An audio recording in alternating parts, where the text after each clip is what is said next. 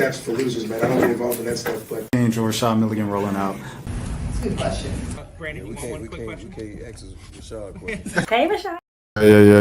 Yo. Welcome back to the channel. My name is Rashad Milligan. If you are new to the channel, this is a road to 5K subs. As you can see, I'm not in my usual backdrop. I'm back home for family stuff. And so because of that, I'll miss tomorrow night's game. I was looking forward to it so much. I would have got a lot of content, at least, I don't know, been in the building and stuff like that for LSU and Angel Reese's return to the PMAC and stuff like that. So I won't be there. I'll be on the road, headed up to family stuff. But yeah, with that being said, I have a few topics I want to talk about tonight. Of course, it was a travel day, so cuts off on a lot of things, but just is what it is, what we still got. And I'll start off with Karrah. There's so much going on right now, but I'll start off with Karrah because everybody else that I talk about, I'll just keep thinking about Karrah. As you guys know, on this side, on this channel, this is a Team Karrah channel.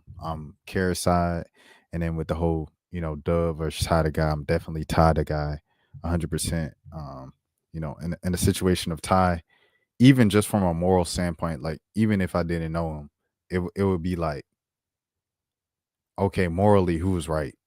Ty's right. You know what I'm saying? And then on top of that, it's like the whole thing with Dub. It's like Dub is like, oh, you lame because you ain't got money. The people that work 9 to 5s that have like normal salaries, those are the people that made you rich. So why are you dumping on the people that made you rich? Like, do content creators and entertainers not understand the only reason why you're rich is because the fans pay you money? The fans watch your stuff. So that puts value for advertising companies to put money into investing in your stuff and put in advertising over your content. Because regular, normal, everyday people with 9 to 5s and people without jobs, the quote unquote lame people, according to your standards of what lame is, pay your bills. Anyways, this Karrah situation. So Ty the guy would be the right side to take anyways, morally. And then on top of that, that's my man's like, bro stepped up for me and what I'm saying, do interviews. Hey, Ty, can we get you in for Father's Day? Yeah, I got you. Give me a whole hour interview. Talk to me for an hour afterwards off camera. We talking about life, whatever the case, all the stuff that I wanted to know when I was just a fan, everything like that. That's Ty. And so yeah. I'll always ride with him for sure. And then on the Karrah side of things, Karrah is she was my favorite. She is my favorite rapper right now, my favorite current rapper, because she just brought something new and fresh to the game. I remember the first time I watched the Money Counter video, Bass Savage retweeted it, and I looked at it and I was like, yo, this is hard, because the video was so cool, like, because she was doing like, I felt like she was moving like a dude, you know what I'm saying, with like the money and flexing the money, and or like, being on the hood of the car and stuff like that, and kind of flexing the fit and doing money spreads and stuff like that, and wearing shades and like the dances and stuff, like, and the beat, the boom, boom, boom, boom, like, you know what I'm saying, like, it all just reminded me of like guys, and like she had her girls around her, and you watch the video now and then you'll see like a couple of dudes in there, but like when I first watched it, it just looked like a bunch of girls like in kind of streetwear, acting cool, like around the money and the money counter and stuff. Like, it just seemed really cool, like, and enticed me. I was like, it's something you would usually see with dudes and not with girls. So like from the very first time I seen her, it pulled me in. I was like, yo, this is dope. This is like one of the cooler things that I've seen on the internet. And I found out it was her first song and stuff. I was like, her first song. Then I found out she signed to Yachty. I was like, oh, she out of here already. So anyways, I say all that. That was a few years ago when because Karrah just started rapping and stuff like that. So that was a few years ago. Fast forward to today, and I'm take Karrah's side just because it's like a lot of the stuff she's saying makes sense, even if you don't know what the situation is. You're not in the situation. I do not know Karrah. Let me say that I do not know Karrah. I do not know Boat. So let me get that out the way. We might be from the same area. Like, I'm from the same county as Boat. However, like, is an age difference. I'm a couple classes ahead of him, so it's a whole age difference. And you know what I'm saying, he didn't exactly go to my school, it's just in the county. So we have mutual friends, but I do not know that man. I have talked to him before. I do not know that man. I've talked to Kara before. She did not remember me because I met her before. I guess I met her again, and I was like, "Yo, da da da da da," and she did not remember me. But she's been on tour, been busy and stuff like that. So I had to put out those prerequisites. I do not know either of these people. I do not know the inside things that are done. I'm just going with what the public perception has been based off of what is going on and based off of everything we've been given in the public. It looks like Kara's in the right and Yachty's in the wrong. And it's because Yachty, as I now pull up the stuff and everything like that, Yachty. Oh, where we at? Let me pull this up. Give me a second. Because Yachty made this whole video, right? He went on Instagram Live for, if this is the whole thing, is 7.5 minutes. And he's pretty much just saying, like, Kara, like, I don't care about you enough. Like you're not valuable enough for me to care business wise. Like, you're not bringing in enough money. Like, I don't care. Like, if you want to leave, leave. You know what I'm saying? But just give the jewelry and the you know what I'm saying, and the earrings and stuff like that, the diamonds back. Just give that back. Yeah, we could go, bro. But you're in the red. I put more money than what money that you made me. It was a bad loss. I don't speak to you. I don't tweet. I don't post anything on social media about you, and you keep just saying things on my name in interviews, on streams, and everything like that on the internet. Like, it's whack. So you could say that, but it's like, she don't mean that much, and you don't care this and that. Why don't you just let her leave?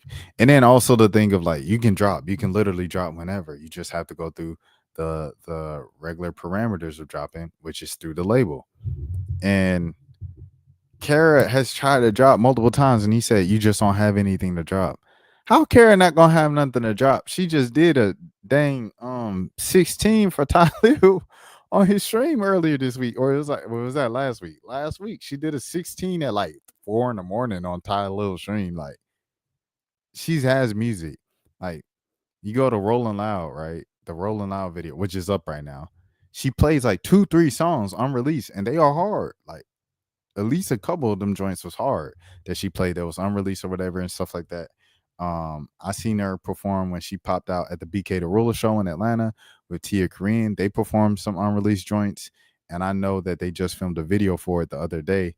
So one of those is probably on the horizon of coming out, and it'll just go out under Tia's project. She did the song, the joint with the Never Need with Anicia and Glorilla and things of that sort that just came out. And she was like, man, I really wanted to drop something on my birthday, but I can't drop. So I was just hoping that someone would drop something for me because I'm in this legal trouble. And my sister Nene decided to drop this song in this video on my birthday. So I appreciate her and I love her so much. What she said was true, bro. It just is what it is. I got some screenshots and things of that sort that I want to read off because all these tweets have been deleted on both sides. The main thing that they look crazy because Yachty he deleted all of his tweets, and then he just retweeted DC that was just like, shut up, girl, for real. And so Kara, I didn't even know that Kara responded to this. She just said, she put the little thinking emoji and she said couldn't be. And then so then the What You Doing Huey page, they be posting all the concrete content and stuff like that from the videos. DC2 Trill's last tweet was not directed towards anyone in the industry or the label. DC does not condone bringing any light towards a negative moment. But Kara did say, one of the things that Kara said in her kind of like going off the last couple of days was, she said, I am the group. I am the group. She said, I'm tired of y'all trying to bully me, and I'm tired of y'all eating this man because he's a big artist with a lot of money. Y'all believe in everything he says. He said he dropped me. I'm still signed. He said he will show y'all the receipts of me owing $900K. LMAO, where are they at? We are still waiting. I told him to put it on this kid that he wrote all my songs. He ain't respond. I'm a mean person. It's crazy as well. Everyone I meet has nothing but nice things to say about me. This stuff is annoying. It's taking up a year of my life and it's evil. And then someone said, be honest, girl, them raps was trash and you only matter when you're a part of the group. If you move past that mumble stuff, you might be able to do something. She said, bro, get your riding self on. I was the group. Now, when she said that and DC said, shut up, I was like, yo, DC said that because she said she was the group. Anyways, when Yachty say, oh, she not bringing in money, this and that, woo, woo, everything. Let's take a look at the numbers. Let's take a look at the numbers. Let's take a look at the number. Kara did this without being able to release music. She only has like 5 songs. Everything else is a feature. Never Need, the number 1 song right now, is a feature. On the Radar, Concrete. It's a part of Concrete Boys. Running Late, her own song, 9 million plays, bro. No other person on Concrete other than Yachty has 9 million plays on a solo song. And she wrote that herself. Not the Two has 5 million. Where Your Daddy, 5 million, 5.5 million. Two Hands, Two Eyes, Two Whips. That was my favorite song of last year. Penthouse with a View. Double C with a View. Rapping Like the Rent Due. Lever is Boo and Drafty. So Two Hands, Two Eyes, Two Whips, 3.5 mil.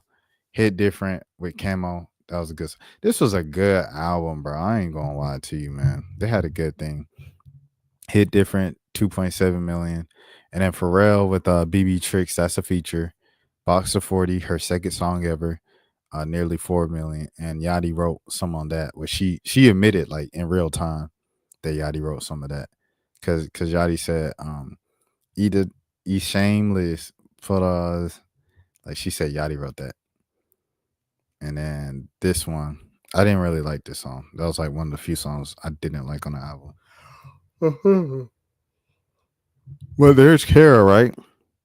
She only has like 5-6 songs. So let's go to the rest. Draft Day, who's been with Concrete the longest. He was on Little Boat 3. His is hold on. His monthly listeners is 300,000. He been putting out music for years. His highest song is the On the Radar cipher. Close to the Sun is his highest. No. How Far Will I Go is his highest individual song. It's got 5 million plays. They don't even have the other joint on here. The one from Lil Boat 3. But yeah, there's that. DC 2 Trill. 400,000. And DC is the one that he probably gets hyped up the most. Like, I see people talk about he the best rapper, he the best artist, he's the one out of here the most. And for good reason, DC is a talented artist for sure. I'm Player Walking. Shout out Nino Pate as well. FOMO 5 Freestyle. Can't Take Me Alone. Groupies in the World.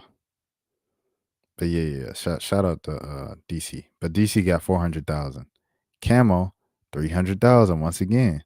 His top song is On the Radar Freestyle. Oh, point me to it. Oh, I've seen a lot of pill sniffers. Yeah. I'm in the back with the hard hat members. Yeah. Bro, that song he had to keep bringing it in, keep bringing it in, keep bringing it in. I felt like he was a real MVP of that tape. And bringing it in, you bringing it in. Yo, baby, that G Lee. How many times? But anyways, regardless, his highest solo song is got to be the Up Your Standards, 3.5 mil, and 300,000 listeners, and then Yachty, 17 million listeners. His biggest song on here is Gucci Flip Flops with Bad Bobby, but that's not even a song. That's Bad Bobby's. Broccoli has 800 million. That's crazy. In the middle of the party, get off of me. How much does One Night have? One Night has to have 1 billion. If Broccoli has 800 million. I Spy is probably like up there too. All right, anyways, But I say all this, I bring up all these numbers to show like Kara is clearly head and shoulders above everybody else in the group, except for Yachty. And I know Yachty was talking about pushing her and writing the verse for her on a radar cipher and slowing down the beat and doing this for her so she get lit and posting her verses in particular. Like he posted her verse on Mojams and then he clipped it and said my president and he put her last on the song. And he said he did all these things to get her lit and turn her up. At the same time, you only do that for somebody who is already moving. She already had motion. So it's like you were pushing her the most in the group because she had the most motion in the group. You push the thing that's how it works. Like, right. So it's like, um, I work in media where we do stories every day. So me, I work on the digital desk. So if a story's performing well, what do? We put a push behind it. We send push notifications to everybody with the mobile app so they see this particular story because there seems to be a high interest of it with people on our website before they even, you know what I'm saying, before they even had that push, before they even had that promotion behind it. That's how promotion works. Newsflash, I don't know who didn't know if somebody didn't know that, but that's how it works. So if Kara was out of all 4 concrete members was doing the most, that's why Yachty was doing the most to push her because she had the most promise and potential. I mean, just numbers wise, it won't even potential. She's just the most popular. She's shown that it works by herself without Yachty. Like Splash Bros didn't even appear for top songs, and I know that song has some stuff. It's got to have a couple million because it's got 3 million plays on YouTube. Let's see, hold on, let me see Anisha. Let me see. Back Outside, New to Me. Shout out Flo Millie. With Me. They don't even have it. Oh, it might not be on Spotify. Does she have Spotify on here?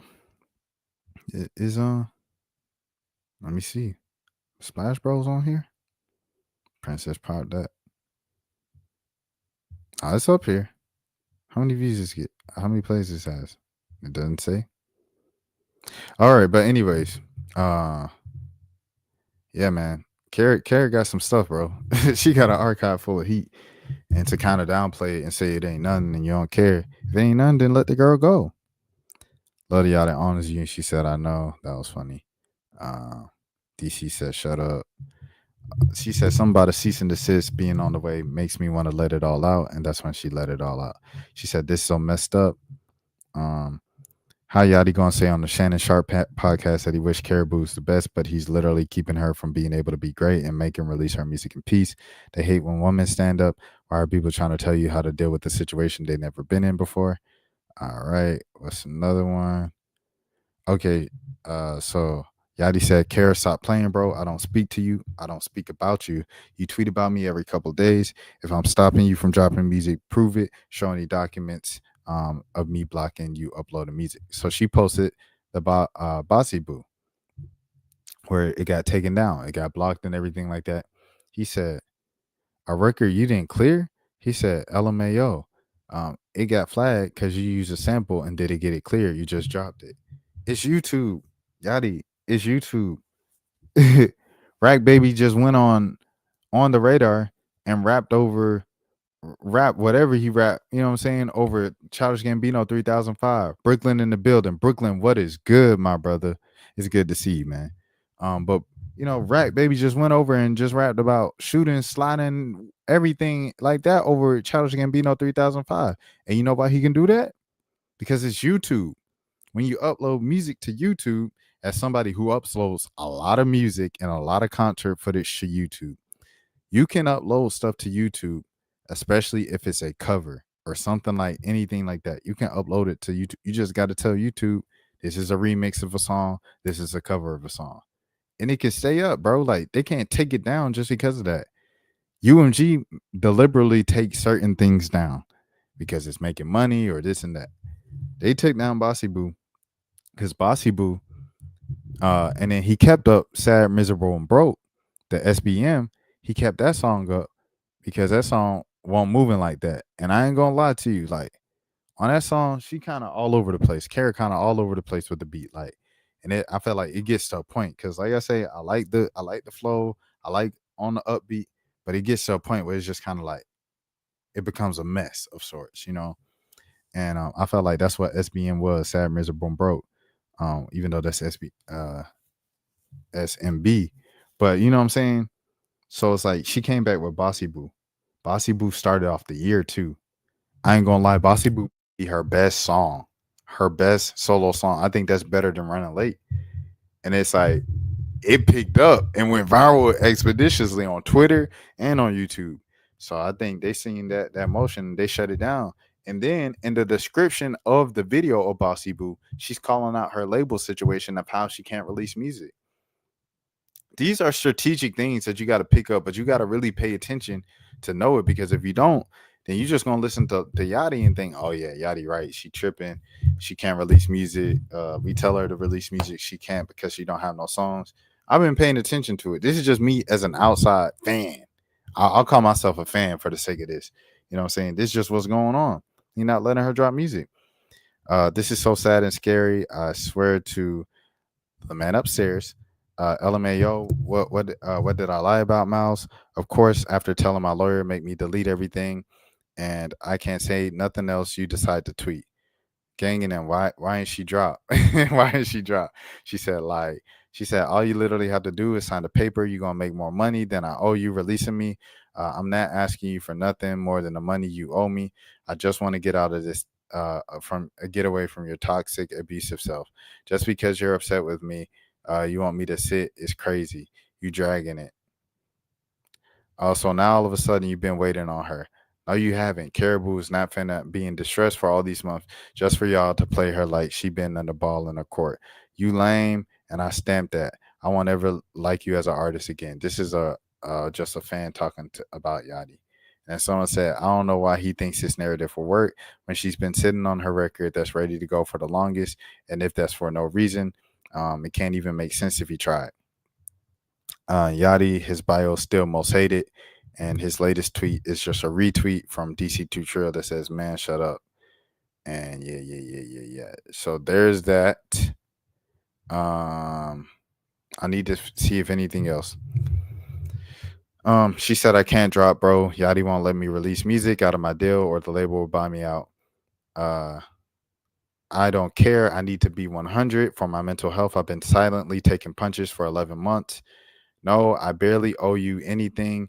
I can pay it right now and have other people that are literally trying to pay it right now. And I've been there this whole time. He just wants me to sit there. What she's talking about is Yachty said this too, that she had other deals from other labels. Those labels were going to pay out whatever she owed to QC, whatever she owed to Yachty, to get her out of that deal and to get them to come over to her label. Yachty claims that not many labels were even offering her, and the deals weren't talking about anything. That's what Yachty claims. What we have to go back to, though, with Yachty, that I always stand on with this, or I always think about, is this, right? Okay. This was Little Yachty. I don't know, like, yes, he's you know what I'm saying, rebranded. He's been around for over 10 years now, which is extremely impressive, and I appreciate things of that sort. But this is Lil Yachty, bro. This is literally Lil Yachty, bro. 2017, one of the more infamous rap interviews of the modern decade, of the modern hip hop era, is Lil Yachty on Everyday Struggle Complex Show, a show that changed the game of how hip hop media even went. It was genre breaking, all of the good things. Shout out to Nadeska, shout out to Academics, and shout out to Joe Budden. When they brought Yachty on, and Joe Budden pressed him about not knowing what his deal was and not knowing if he was in the 360 deal or not. Later, he comes up, I found out some stuff about my deal, about how QC was doing me whoop whoop, right? This is Yachty. So now it's like Yachty finally hit on the artist, because Yachty, like I said, Yachty has been trying on artists for years, bro. To be honest, he first brings on his friend, drafted. No. Even before that, excuse me, Cell Team. Cell Team was a whole thing, right? Cell Team was a whole thing with Cody Shane and Stidder brother to the sticker, girl. What is it? K Supreme and his boy J Bands, right? Those three, and Burberry Perry, and there was a couple other people on there, but those were like the big four names on Cell Team. He tried to get them to pop. They did not pop. Cody Shane was the one with the most promise, ironically. And K Supreme had a lot of buzz too. He's kind of like what DC Trill, DC2 Trill is now with Concrete. And then Perry, was his right hand man, his producer, everything like that. That's what Mitch is now. Mitch just doesn't rap. So right. So Yachty, I say all this to say he's been trying to hit on having his own artist since 2016. It has not worked. The closest thing he's gotten to an artist hit is Caribou. And so that's why he's holding on to Caribou and he's acting like he don't care. You obviously care, bro. You care because you finally got an artist to hit. You finally got an artist that's popular. You finally got an artist that when she goes up in a group full of a specific demographic of young women, that room is gonna go up watching her perform. How can you say that, Rashad? Because I've seen it with my own two eyes, bro, multiple times. Care make the crowd go up, bro. The kids love Kara, bro. As much as the internet, don't let the internet hate. Oh, she can't rap. Shawty off beat. The bars is weak. Yachty need to write her stuff again. It goes up when she performs. You know what I'm saying?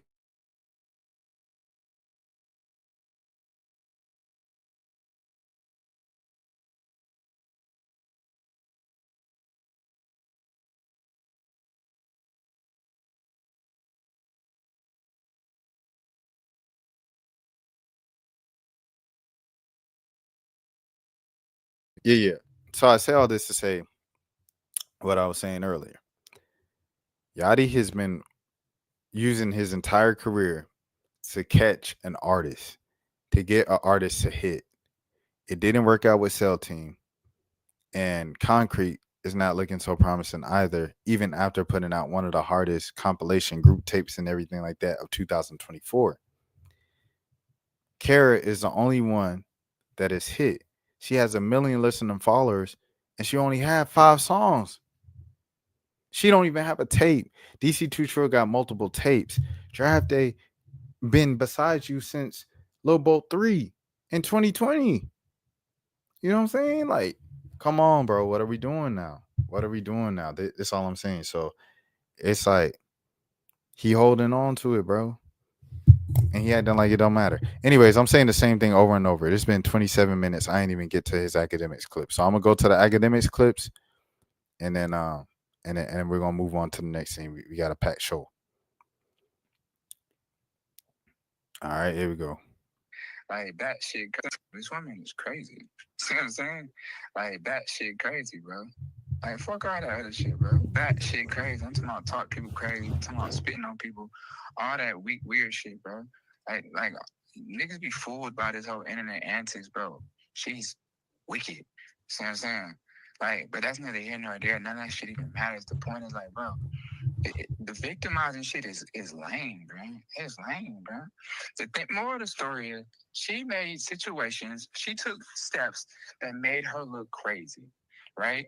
She went on that tour, showed her ass, started going viral for it, put out certain tracks, did certain features, looked crazy, and she blamed me. Blame me. I'm not the one who be on that stage fucking looking crazy. Hold on. See what I'm saying? I'm gonna play devil's advocate a little bit. Maybe her thought is, well, Yachty, you ain't had to tell people I wasn't writing the shit now. So now you said that, and I it makes own me that. But I own that. I crashed up, right? And I told her that in real life, in real time to her face. That shit was lame as hell. Nah. Yachty said, hey, bro, this is stupid. Come back to the group. She came back to the group. He said it didn't work. You know why? Because of course it's always gonna rub you the wrong way if somebody say that about you publicly. And he said to her face, that was lame of me. I apologize, this and that. Don't apologize to me. Apologize to your so-and-so million followers on Instagram. Apologize to your 8 million followers on Twitter. Apologize to your 100 million, 17 million listeners that you have a month on Spotify. Apologize to them because that's who you put this girl, you put a stain on a girl name and her artistry. Few months, her career just started. Her first rap song, Money Counter, was 2023. So her first few months of being a rapper, and you know what I'm saying? That's crazy. That's crazy, boat. You know what I'm saying? Like, and it ain't just no off-camera apology that's gonna make up for the damage that you did to her career, her brand, and her name and her reputation in music industry. I shouldn't have did it. That was lame. That was some lame shit. I told her that, and I'm a man enough to be like, yeah, that shit was lame. Same with the whole artist shit with the clothes. That shit was lame. I told them that. But this not shit I gotta disclose to like nobody else. I told these. Yes, you do, because you brought it to the public. Why is that such a hard concept to understand? If you say it publicly, you need to apologize publicly. What? It ain't no say it publicly and apologize behind closed doors. No. Look, when I apologize, when I wanted to like make amends with some people I had beef with, or you know what I'm saying, people that things weren't the best with, our relationship wasn't the best. If it happened in public and folks say I got a problem with you in public, I ain't talking to you in public, and they try to embarrass me and try to make a viral moment out of it, and some of the stuff did kind of go semi-viral in specific circles and things of that sort, I'm gonna apologize. I'm gonna try to mend it in public. Hey, I'm sorry. I apologize. I was moving kind of crazy. You're right. I could have did this better. Hey, bro, let's make up, bro. It's been years. I'm gonna do that publicly, and I have done that. It's on the channel. If you look in the shorts, it's on the channel somewhere. So it's just like, I don't know, bro. I don't know why that's such a difficult concept to understand. It is. It's not. I think Yachty gets it. He's just clearly being like dense right here for the sake of his point. To their face. I did some lame shit, man. I apologize to y'all. I done told these people this shit. See what I'm saying? And I say it on here because it's true. You know what I'm saying? I crashed out. I was in my feelings. Shit was gay. You feel me? But, nigga, I had to say that, what the fuck else? What the fuck else are we talking about? Yeah. By the way, that changes nothing. You wrote a song. Boo fucking who? What did that change? If you hard, go be hard then. I mean, how does this shit get resolved? Because I'm gonna be honest with you, like I think, bro, it's resolved easy, bro. I get my shit. I signed a deal. I don't speak about you. I haven't spoken about you. I won't speak about you. See what I'm saying? She just said that he added more shit to the deal. You damn right I'm adding in there. Stop speaking on me. Because every day I wake up, you're speaking on me. Okay, so if she gives you your shit back, if she gives you your shit back, bro, she gave my and shit back, agrees to not speak on you, like we don't need to know the deal terms. I get nothing. I'm not here to. I get nothing from this. I'm not in this to hold her up. It's not like I'm getting any money. It's not funny to me. I don't like get a laugh out of it. I get nothing from this. See what I'm saying? I don't get nothing from this. You know me, nigga. You on here, you playing DJ Academics right now, nigga. Me, you talk for real. No. I know. Listen, trust me. When I first. All right. Let me see this other clip. All right, here's another clip. If somebody feels that there's so much value in the City Girls, they could buy out the City Girls contract. But solo-wise, QC's rocking with JT. No disrespect to Young Miami. I got no problem with you. I know I'm supposed to do your show at some point. I'm just only speaking music business. All right? Same thing with Caribou. Yo, Caribou, just get another label. Like, you're already lit. Or the hardest part of the music business is to get to where you're at. Because once people get to where you're at, Caribou, I know you've been trying to say, oh, I write everything. Who gives a fuck? There's mad ventriloquists in the game. It's just getting that initial buzz. So now that you got that initial buzz, that is worth millions of dollars. A label that signs you would have given you a signing bonus, studio budget, marketing budget. They would have invested millions of dollars to get you to this point. So even if Yachty can't stand your ass, it's stupid of him to relinquish a contract that's worth millions of dollars in value. So he's just saying, you got a manager, have your manager go take meetings with other labels, find one that's going to sign you. Just tell them, I'm in a deal with Yachty. No, you're not going to guilt trip him into letting you go. What you're going to do, tell the other label, you're in this deal, but the person's down for a buyout. And those people are going to talk to Yachty's people, and they're going to pay him. It's the business. This ain't about love. It ain't about. And by the way, Caribou, I rock with you. because again, we had that personal conversation and I even backed off a little bit. I say, you know what, I'm not gonna, because you apologize for some shit, and I also realize you're a young girl in the industry. I know I've been in this shit, like I know I'm media, but like I've been in this shit for a while. I don't want to bully some young girl who's trying to figure shit out. But what I don't like what you do with Yachty, I'm gonna be honest with you, you're using trigger terms. Yo, we in this like age where like it's easy to make men look like monsters. What you and Yachty got, y'all don't got dick and pussy business. Unless I don't know about something. Did you and Yachty used to fuck? I don't think so.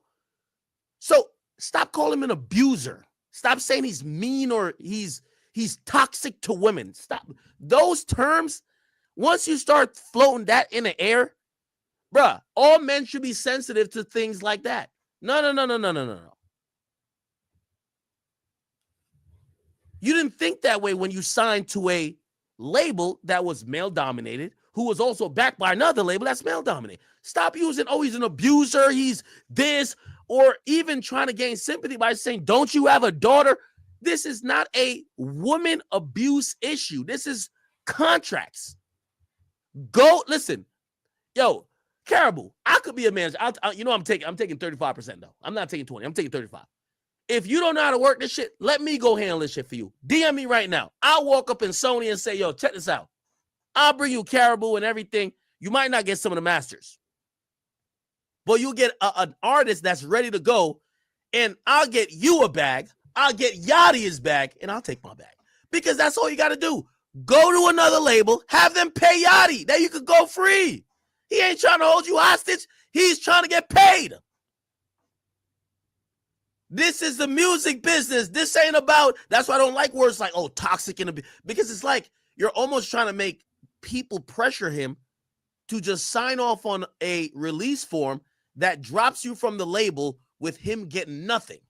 So the clout, blood, sweat, effort, he wrote some songs for you, not saying every song. All of that built you to your current stature, he just says, oh, fuck it. I don't want to be called an abuser, so I won't stand on business. Because business dictates the artist Caribou is signed to Little Yachty. And it's not that he's saying he won't do a deal. He says he wants to do a deal. I'm giving you the translation. That's a good point. I felt like I explained it better than Yachty has. For the past few months, Yachty has literally just been, oh, Karrah, you did, Karrah, I ain't making no money off of you. Karrah, I don't care about you. Karrah, I don't care about you. But literally, if Yachty just said it like that, hey, instead of saying, I don't care about you, I don't want to speak about you, I want you to be great, he's saying, hey, the Caribou product is worth this much. A label has not offered this much yet. Therefore, I'm not going to just let you go without the label, your new label, bringing me the price point that I want. Say it's $3 million. Just is what it is. So for a buyout and everything like that, because you got to switch teams. He said he's not just going to cut Luka Doncic because Luka Doncic don't want to be with the Lakers anymore. He want to go back to Dallas. It don't work like that. Like, you need to find a team that's going to pay us and compensate us with enough draft capital, OKC Thunder, to make it worth us to get you out of here because you don't want to be on the Lakers anymore. I explained it better right there than anybody else. you got to give Ak his credit. Now, the whole abuse thing and stuff like that, he said trigger words for men and making men look bad and stuff like that. I'm not going to lie. Like, if Karrah feels that way, Karrah was the one that was with him every day. We weren't. So, I mean, I'm not going, you know what I'm saying, not listen to what a black woman is saying and just kind of dismiss it. No. Karrah was the one on that tour bus every day. Karrah was the one, da-da-da-da-da. You know what I mean? We weren't. So, yeah. All right, baby. That's the closing cap on that. That's 40 minutes of Caribou and Lil Yachty. Every time I cover it, it gets like 100 views max. So not many people watch it. But, you know, I've always been a believer in Karrah and stuff like that. So it is something of interest to me. So I kind of do it really for myself, for real, for real. All right, bet. Next, Elijah Arenas, man. Gilbert Arenas said, I want to thank Jose, Bryant, and Robert for saving Elijah. He can't wait to meet you guys. Truly grateful to everybody for the prayers, love, and support during this healing. Much love. Funny enough, Elijah told his boys way back, if I'm ever in a coma, don't give me flowers. Busting rapping, I might swerve in that corner, whoa, by Jello like it's the national anthem. Because nothing screams perfect timing like saying swerve on that corner, whoa, right after you actually did into a tree, into a hospital stay. Welcome home, Adidas USC basketball. God is good. I'm glad that this man is walking again. I'm glad that he's back on his feet. This is a great story because, you know, we just saw how it did go when it didn't go well, you know, with the Terrence kid from Terrence Mann from Kentucky a few years ago. And then we also seen another kind of situation with Bronny, you know, saying in preseason at USC, high freshman's preseason, and then, you know, he had the cardiac arrest situation in practice before, you know, and it kind of derailed everything.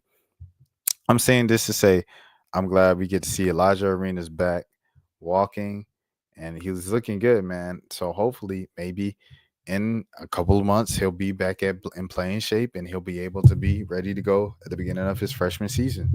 This kid is special. I mean, if you guys probably already know, you probably already seen the mixtape. He's special, man.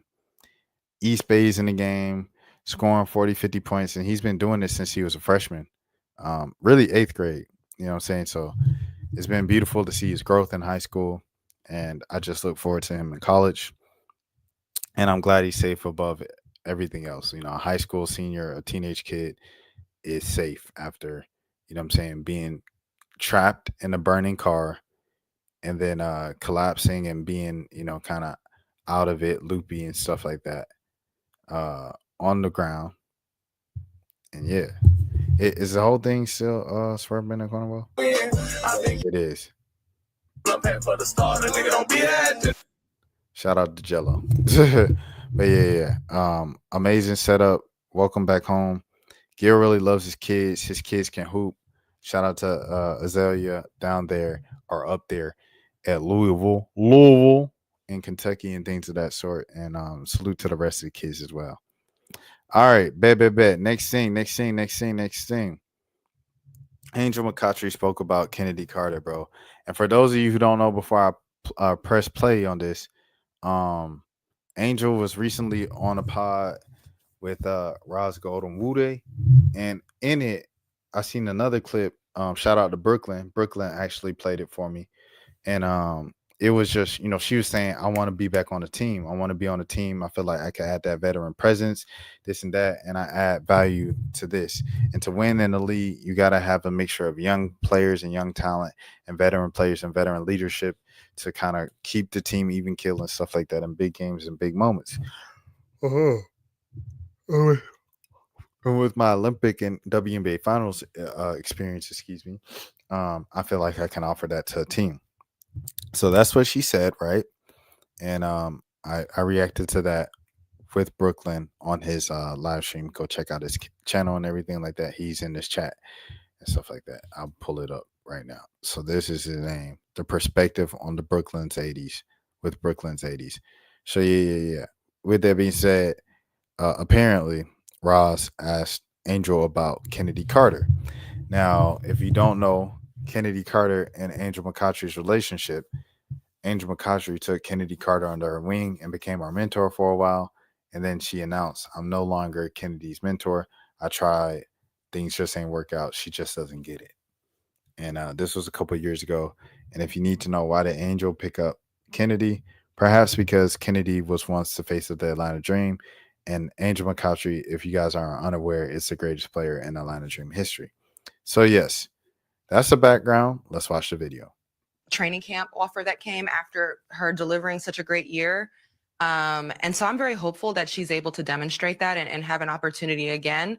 Yes. Do you think it's as somebody who's played in the WNBA, do you think it's surprising or overstated the amount of, like, she's getting penalized, like the amount of attention on what she might do in a locker room versus the clear talent that she has? Are you surprised by this? I'm not surprised because I've known her very well, and I do know that there is some things that needs to be worked on with that. But I think it's stuff that can be fixed. These are fixable things, and I know that if she shows that she can mature and fix those things, and be willing to want to do the work. W mentor, W former mentor, W former friend.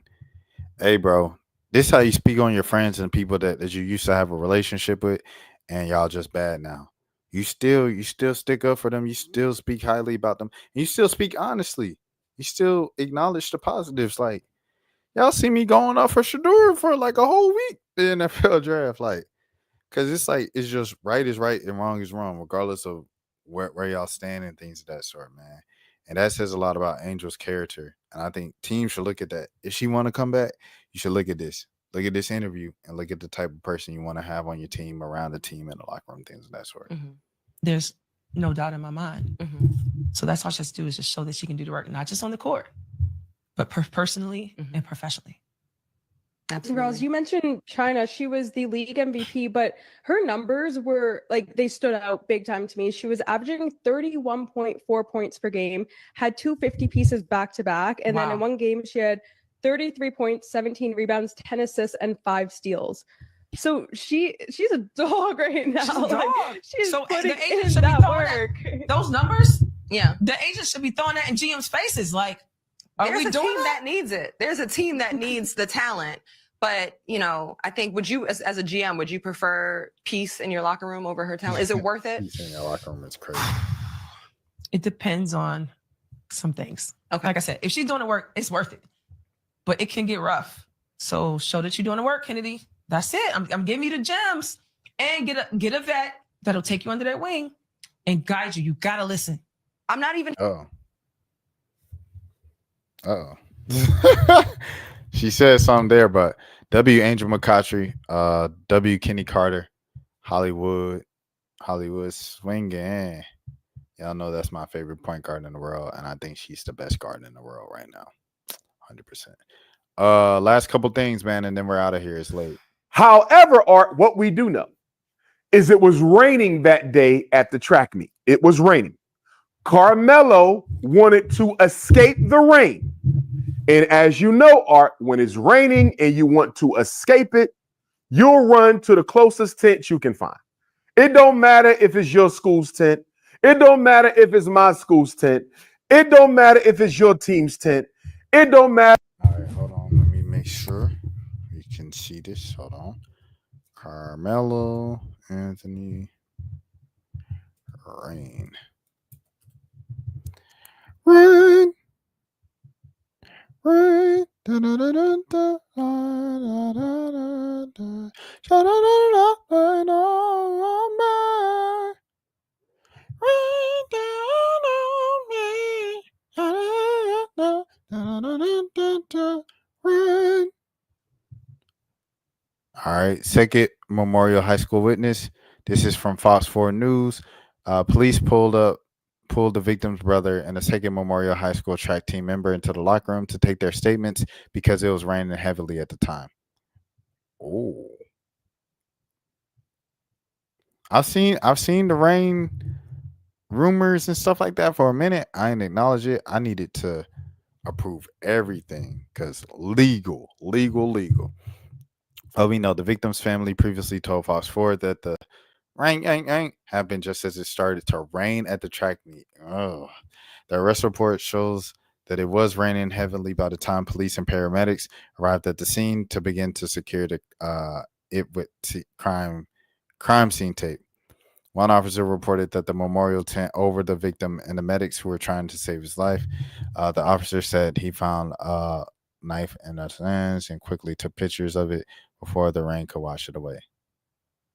Dang, bro. Another officer found a blue tarp and used it to cover the knife in an effort to preserve the evidence because it was windy and raining so hard. The officer also grabbed a backpack to weigh down the tarp.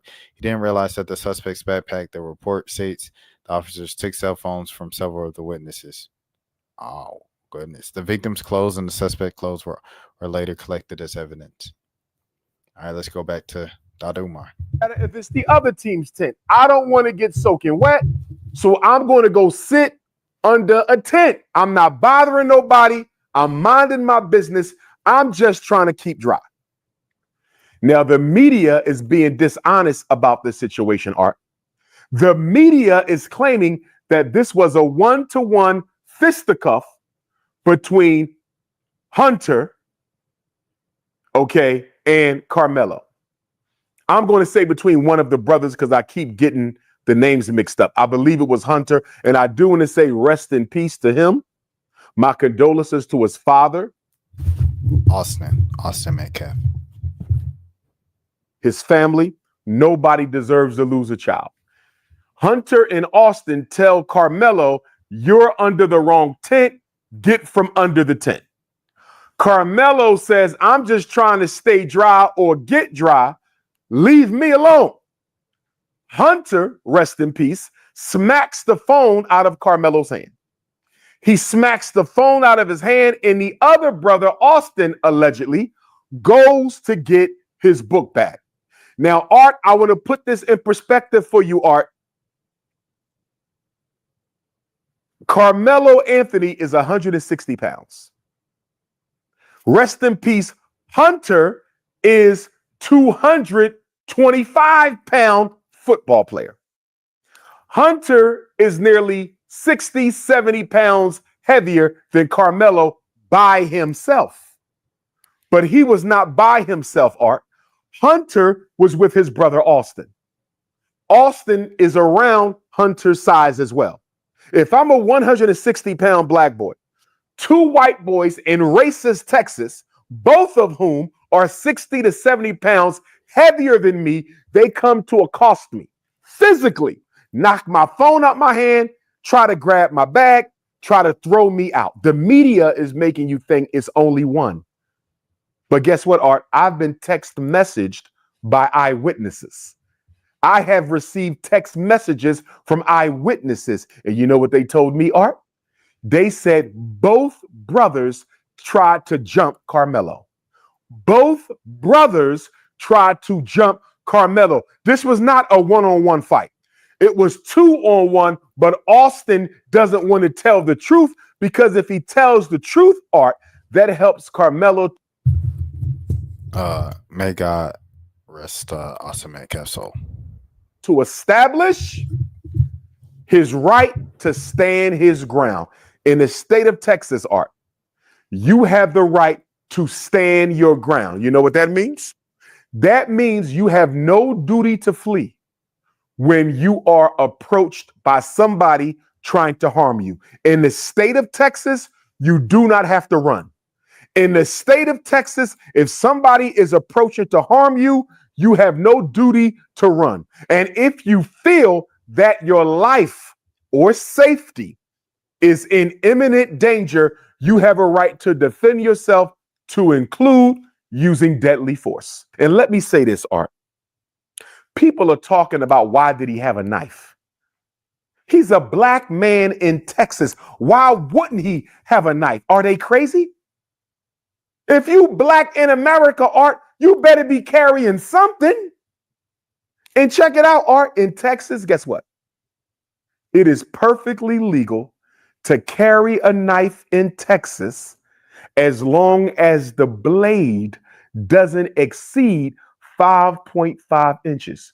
So if Carmelo Anthony had a knife on him, that doesn't make him a criminal. After all, isn't this Texas? Isn't this the state that prides itself on allowing its citizens to openly carry guns without no license to carry? So if this is a state that prides itself on allowing its citizens, Art, to openly carry guns, firearms, without a registered license to carry, how can you be upset with a 17-year-old black boy who carries a knife for self-protection? He had a right to have that knife. He was not breaking the law to have that knife because Texas law allows children even.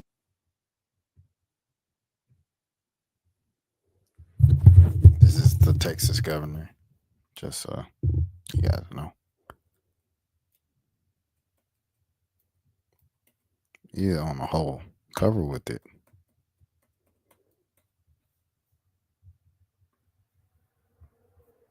Even to carry knives as long as the blade doesn't exceed the 5.5. And the harassment and bullying against his family are Carmelo had to move.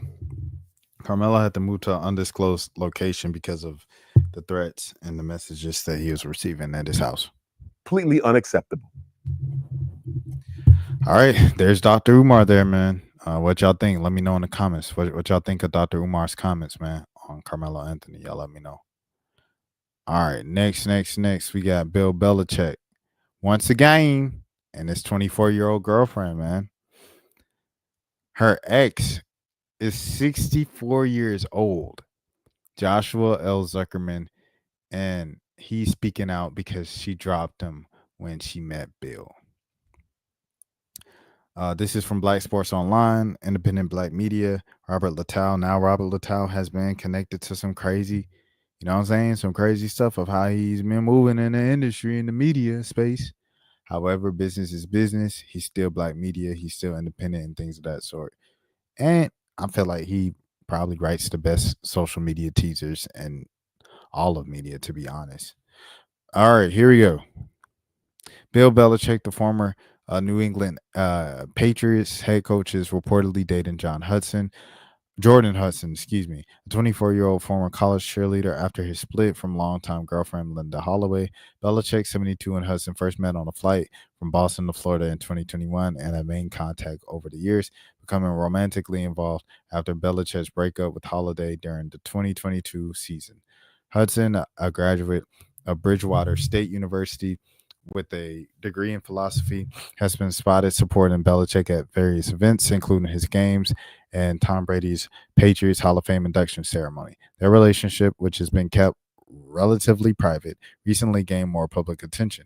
It appeared Hudson is more into older men because, according to TMZ Sports, she had a 64-year-old boyfriend who had a lot to say about their previous relationship. Jordan Hudson's 64-year-old former lover is racing to the defense, blasting haters who have accused her of trying to be a gold digger for her romance with Bill Belichick, while praising her as wise beyond her years. Joshua L. Zuckerman, a businessman, tells TMZ Sports he met Hudson several years ago. After bonding over psychology, philosophy, and nature, they became romantic. Oh, did this fall out? Sorry, hold on. Let me get my thing ready. Or thing right. Yellow. All right, bet. The two were on and off for a while, but ceased the dating relationship just prior to Hudson coupling up with Belichick.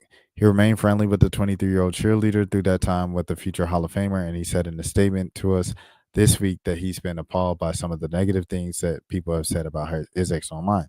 She's wise beyond her years, and she is much more than 20-something I've met in my life. The narrative about her curative is not fair to her. Say Bill and whatever Zuckerman, I heard you like him young.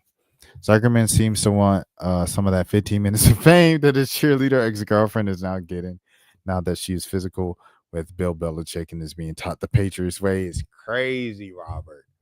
This man is crazy. But there you have it, man. The latest daily update and Bill Belichick's relationship as a 74-year-old man with a 24-year-old girl. My name is Rashad Milligan, as always. I hope you guys enjoyed the stream or any parts of it. If you did, cool. If you didn't, let me know how it could get better.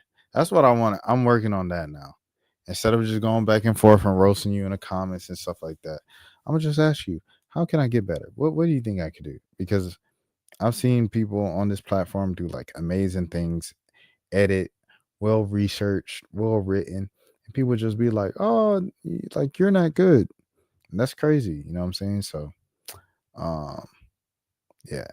If you have criticism and you didn't like it, just let me know how I could get better. Let's have constructive criticism. My name is Rashad Milligan. As always, I'll see you guys tomorrow. I'll be in yet another backdrop tomorrow. But please take care of yourselves. And if nobody else told you today, I care about you. Peace. That's for losers, man. I don't get involved in that stuff, but Angel Rashad Milligan rolling out. That's a good question. Brandon, you want one quick question? Hey, Rashad.